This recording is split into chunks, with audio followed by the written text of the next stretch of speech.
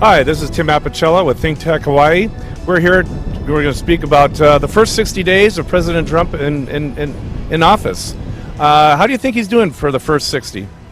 Well, I don't want to make this long and drawn out, so what I'm going to say is for 8 years I've taught my grandchildren to do things a certain way and obey certain types of rules and behaviors.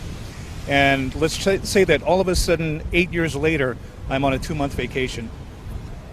And for 60 days or more, my grandchildren have been disobeying every single rule they've been taught, every behavior mode they've learned to adapt and play out. But now, 60 days later, they're running wild, and they're doing everything completely the opposite of the right way that they should have done it. What if your grandchildren was doing this as a strategy? You know, I wouldn't put it past them, because for their age, they're really smart. And so, for instance, my oldest granddaughter will see her older brother playing with a toy that she wants and bring him a toy that's not as interesting, but convince him that it is, so that he'll play with it so that she can get the toy that she really wants. And when he finally realizes that he's been duped, there's nothing he can do about it. So that's my analogy. Well, it's a good one. I haven't thought of it that way, but I appreciate you wanting to share it that one. Let me ask you this. A lot of people said, let's not judge some of the antics that took place during the election. Right. Some of the things that were said, some of the things that were tweeted. Let's just start fresh, clean slate. Let's see how the first 100 days will go with the presidency. What do you think? Well, to loosely use a Buddhist analogy, it had to take something like this to wake the American people up to finally realize that they need to take their country back and they need to have a say in certain things.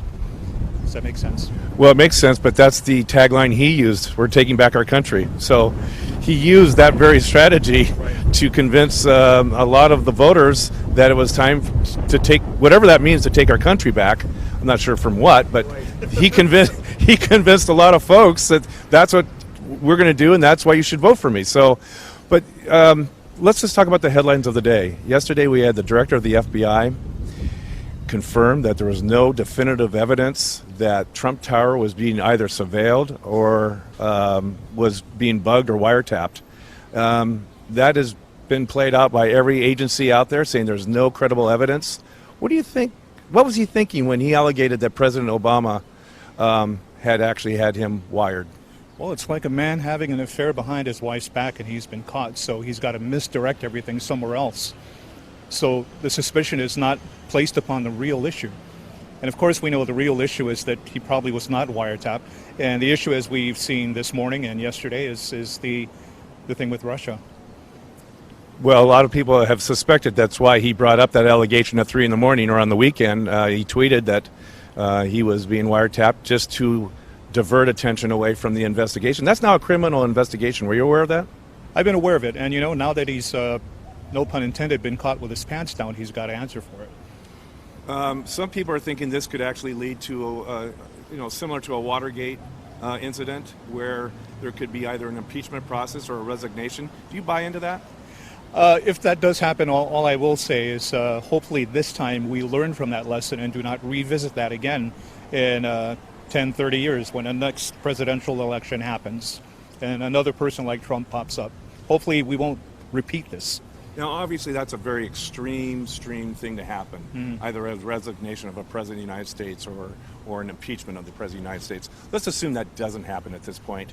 What do you think down the road here, 2018, when we're replacing those seats that became available in the House and the Senate? What do you think is going to happen? Do you think there's going to be a swing back to the Democrat side because of the antics of President Trump? What I think is going to happen is, and it sounds sort of poetic and maybe too dreamy, but I think at that point the people are going to rise up and finally have a say as to which way they want their lives to be governed and which way the world should spin, actually. Because this issue with the United States is now a world issue. And everyone around the globe is watching us and watching to see what happens. And some people in the United States are not buying into that. They don't want the United States to be laughed at anymore. You think the world leaders are hoping that this doesn't get any worse and that they do have to step up to the plate? I think that's what they're hoping doesn't happen. I don't think the world leaders want to really get involved, but with what's been going on lately in the news internationally, it seems like a lot of world leaders are not happy.